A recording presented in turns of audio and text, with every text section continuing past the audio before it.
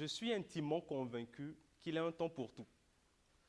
Un temps pour pratiquer, un temps pour partager, un temps pour la maîtrise, un temps pour transmettre, un temps pour recevoir et un temps pour donner. Je suis également convaincu qu'un enseignant a cette chance, ce privilège de vivre cette temporalité et ces expériences, ces moments, ces temps, de manière concomitante, au même moment. Parce que dans nos ateliers, dans nos enseignements, nous partageons tout en pratiquant. Nous donnons tout en recevant de nos étudiants. Et de la même manière, nous poussons à la maîtrise tout en transmettant.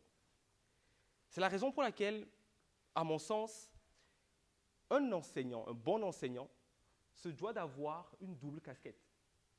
Principalement la casquette d'artiste. Et je parle de tout type d'enseignant. Même dans les mathématiques, on peut avoir cette ferveur d'artiste.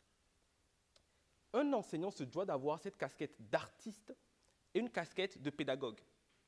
Pourquoi la casquette d'artiste? Parce que l'artiste se caractérise principalement par le fait qu'il est lui-même et qu'il clame à qui veut l'entendre son authenticité. Aujourd'hui, de par vos casquettes d'enseignants, vous allez avoir à clamer vos authenticités, vos originalités. Le but ne va pas être de faire différemment que lui. Non, le but va tout simplement être de faire comme vous. C'est la raison pour laquelle l'enseignant se doit d'avoir et de développer cette casquette d'artiste-là. Ensuite, la casquette de pédagogue. Pédagogue parce que l'on pense généralement qu'enseigner, c'est juste le fait de transmettre des informations. Non. La pédagogie prend en considération bien évidemment la perspective intellectuelle, mais également la perspective humaine.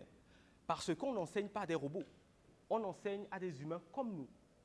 Et nous sommes tous ici, toutes ici, le fruit de quelqu'un qui a eu le sens de la pédagogie. Parce que c'est de par la pédagogie qu'on réussit à inspirer. On a eu à faire des choix de vie parce que quelqu'un a usé d'une certaine pédagogie pour nous convaincre que sa matière, que sa discipline était une discipline importante et surtout qu'on allait se plaire dans cette discipline-là. C'est là où le rôle de l'enseignant également vient à point nommé. Parce que l'enseignant se doit de se connecter à l'autre, de se connecter à ses étudiants. Et la pédagogie permet à l'enseignant de le faire.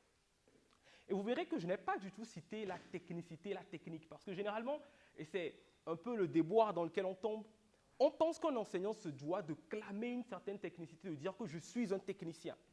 Alors, comprenez-moi bien, je ne dis pas, et je ne dirai jamais, qu'un enseignant doit se passer de la technique.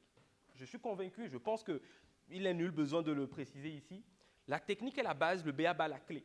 Parce que si on n'a pas la compétence, si on n'a pas la technique, on ne pourra pas enseigner de toute façon. Mais parfois, on aime se recroqueviller dans une zone de sécurité. Cette zone de sécurité étant la technique. On aime montrer qu'on est compétent en disant « je suis compétent, je suis ci, je suis ci ». Et en le faisant, parfois de manière ostentatoire, on oublie de partager. On oublie de se connecter aux personnes qui sont en face de nous.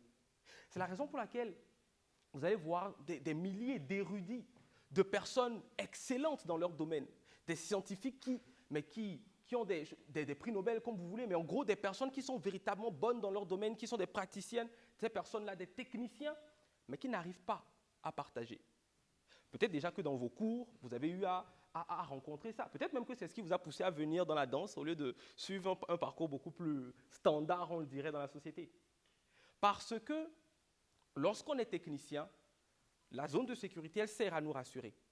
Mais lorsqu'on veut enseigner, il faut impérativement montrer aux étudiants que l'on comprend leurs besoins, que l'on comprend leurs préoccupations et que l'on peut s'ériger en termes de solutions pour pouvoir résoudre leurs préoccupations. Et c'est également là où l'art oratoire, c'est même le point crucial où l'art oratoire intervient. Parce que l'art oratoire, ce n'est pas juste le fait de venir parler, faire de beaux discours, non, pas du tout. C'est le fait de s'exprimer avec autant de précision, avec autant de minutie, afin que les personnes en face puissent voir deux choses. Principalement la bienveillance que l'on a. Parce que je suis convaincu que l'art oratoire est un outil. Le but n'est pas d'être juste un orateur, quelqu'un qui parle, non.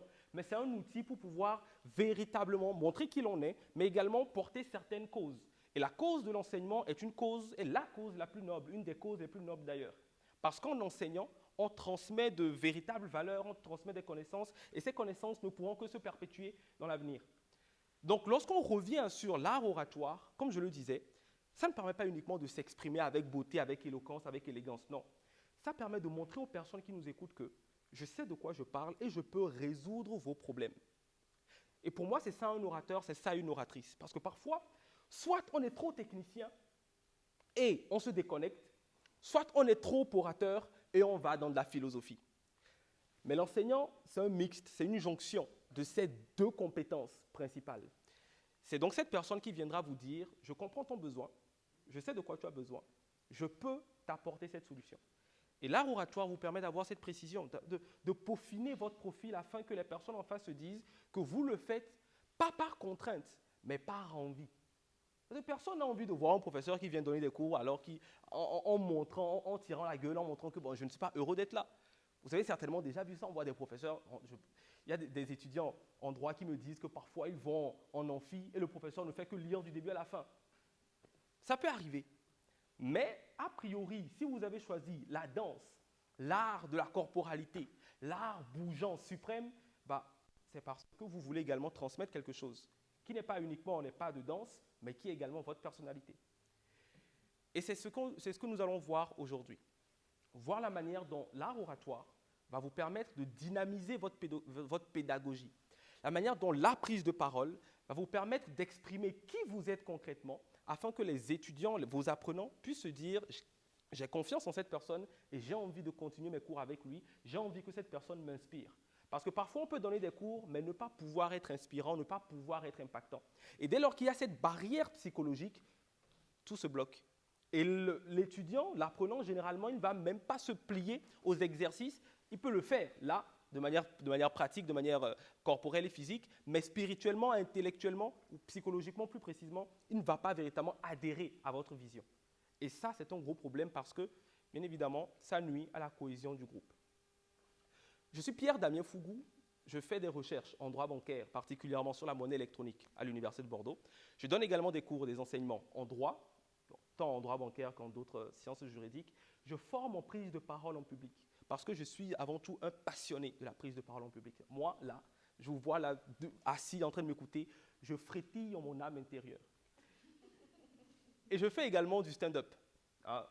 J'ai l'avantage d'avoir un comédie club. Je n'ai pas le comédie club, mais en gros, avec des amis, on s'est fait suffisamment confiance pour monter un comédie club à Lormont. Je vous inviterai d'ailleurs, et ce sera un plaisir de pouvoir partager certaines scènes avec vous. Et donc aujourd'hui, le but de cet enseignement, le but de enseignement, de cet atelier, de cet échange, de ce partage, c'est de pouvoir identifier vos profils d'orateurs et d'oratrices afin de les peaufiner suffisamment, afin que vous-même vous puissiez d'abord les connaître, savoir quelle est votre marge d'évolution, votre marge d'amélioration et savoir comment est-ce que vous pourrez utiliser qui vous êtes au service de vos ateliers, au service de l'art suprême bougeant qu'est la danse. Est-ce que cela vous convient? Parfait. Alors, mes ateliers sont généralement dynamiques, donc je vous ai vu prendre vos chaises, vous n'allez pas être assis tout le temps. Est-ce que dès là, on peut se lever et même vous allez noter, bon, vous pouvez garder vos calepins à côté, mais vous allez principalement ingurgiter intellectuellement.